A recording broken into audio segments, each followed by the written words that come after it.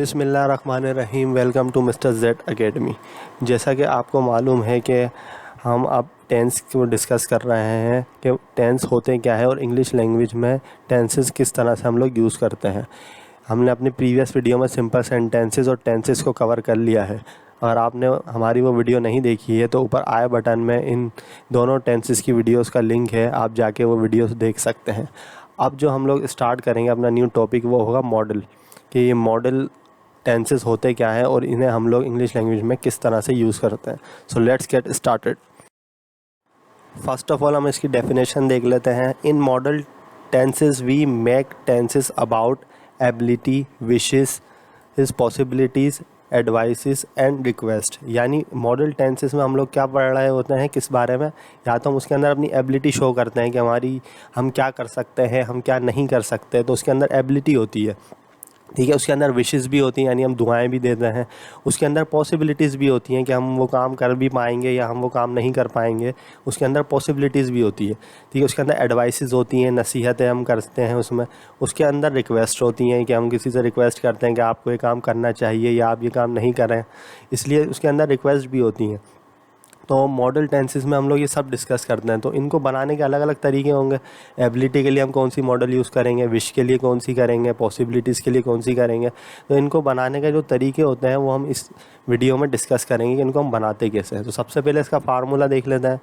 सबसे पहले सब्जेक्ट होगा, फिर उसके बाद मॉडल होगा, फिर उसके बाद एक वर्ब की फर्स्ट फॉर्म होती है। अब वर्ब की फॉर्म क्या होती है ये हम पहले ही अपनी वर्ब की वीडियोस में डिस्कस कर चुके हैं। अगर आपने वो वीडियो नहीं देखी है तो ऊपर आई बटन में उसका लिंक है, आप वो भी देख सकते हैं। इसी तरह से फिर ऑब्जेक्ट होता है, ठीक है। तो ये सिंपल होता है, फार्मूला को इतना कॉम्प्लिकेटेड नहीं है ये, इसलिए आप इसको याद कर लें ताकि आपको इसको बनाने में आसानी हो।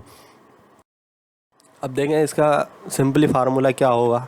सबसे पहले सब्जेक्ट आएगा, ठीक है, फिर उसके बाद मॉडल आएगा, ठीक है, फिर वर्ब की फर्स्ट फॉर्म आती है, फिर ऑब्जेक्ट आता है। तो बेसिकली ये इसका अफर्मेटिव का होगा। लेकिन अगर मैं इसको नेगेटिव करना चाह रहा हूँ तो मैं सिंपली इसके बीच में मॉडल के फ़ौरन बाद में नॉट लगा दूंगा। जैसे ही वो नॉट लगेगा तो वो नेगेटिव बन जाएगा, क्योंकि पहले हमने सब्जेक्ट लगाया, फिर मॉडल लगाया, फिर नॉट आएगा, फिर वर्ब की फर्स्ट फॉर्म आएगी, फिर ऑब्जेक्ट आएगा। तो ये इसका फार्मूला हो जाएगा। लेकिन अगर मैं इसको इंटेरोगेटिव बनाऊंगा तो ऑब्जेक्टिव पार्ट जो है, ये जो मॉडल है, इसको मैं क्या करूँगा, मैं सब्जेक्ट की जगह पे ले आऊँगा। यानी पहले मॉडल हो जाएगा, फिर सब्जेक्ट आ जाएगा, फिर एज इट इज़ जैसे हमारा ऊपर के फार्मूला है वैसे, ठीक है ना। तो पहले मॉडल आ जाएगा, फिर सब्जेक्ट आएगा। लेकिन अगर मैं इसको इंटेरोगेटिव नेगेटिव बनाऊंगा तो सबसे पहले फिर मैं मॉडल को यूज़ करूँगा सबसे पहले, फिर उसके बाद मैं सब्जेक्ट ले आऊँगा, फिर नोट आ जाएगा, बाकी एज इट इज़ रहेगा। तो ये इसका फार्मूला होता है। आप इसका स्क्रीनशॉट ले लें ताकि आपको ये और अच्छी तरह से समझ में आ जाए।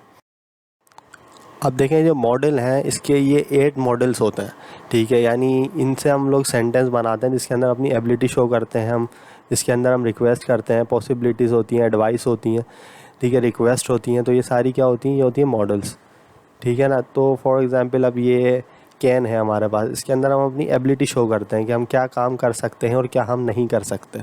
इसी तरह से कुड होता है, कुड के अंदर भी हम अपनी एबिलिटी ही शो करते हैं, लेकिन पास्ट में, यानी जो माजी है उसमें हम बता रहे होते हैं कि हमने क्या काम कर सके, हम क्या काम नहीं कर सके। तो ये कुड इसी का कैन का पास्ट होता है, ठीक है। कैन अगर हम यूज़ करेंगे तो प्रेजेंट के लिए करेंगे और कुड यूज़ करेंगे तो पास्ट के लिए करेंगे। तो ये एबिलिटी बता रहे होते हैं। इसी तरह से मे जो होता है ये पॉसिबिलिटी बताता है कि हम कोई काम कर सकते हैं या कोई काम नहीं कर सकते, क्या पॉसिबिलिटीज़ है उस काम की। अच्छा, माइट भी पॉसिबिलिटी बताता है। तो इसमें डिफरेंस क्या है कि इस मे में और फिर माइट में क्या डिफरेंस है। तो इसके अंदर एक सिंपल सा डिफरेंस होता है कि मे के अंदर पॉसिबिलिटीज़ ज़्यादा होती हैं, यानी 100% होगी, ठीक है। माइट के अंदर जो होती है वो कम पॉसिबिलिटीज़ होती है, यानी 30%, 40%। बस इसके अंदर ये डिफरेंस होता है। जो हम अपनी वीडियो लाएंगे मे और माइट की, उसमें इसको डिटेल्स में डिस्कस करेंगे। अभी आप सिर्फ इसका ओवरव्यू ले लें। इसी तरह से मे के अंदर हम विश भी कर रहे होते हैं, यानी हम दुआ भी दे रहे होते हैं किसी को। तो मे के अंदर हम विश भी करते हैं, ठीक है। मे इसलिए भी यूज़ होता है, जैसे हम फॉर एग्जांपल हम कहते हैं मे आई कम इन, क्या मैं अंदर आ सकता हूँ। तो इसके अंदर क्या है, मैं रिक्वेस्ट भी कर रहा हूँ।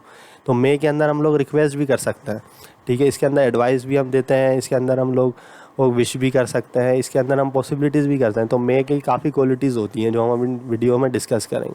अच्छा, शुड जो यूज़ होता है उसके अंदर हम लोग क्या करते हैं, रिक्वेस्ट कर रहे होते हैं या किसी को हम एडवाइस कर रहे होते हैं कि क्या आप ये काम कर सकते हैं, क्या आपको वहाँ जाना चाहिए, क्या आपको वहाँ नहीं जाना चाहिए। तो बेसिकली हम लोग इसके अंदर रिक्वेस्ट भी करते हैं, इसके अंदर हम एडवाइस भी देते हैं, ठीक है। अच्छा, और टू के अंदर भी हम लोग एडवाइस ही देता है, लेकिन क्या होती है वो एडवाइस वो हम देखेंगे।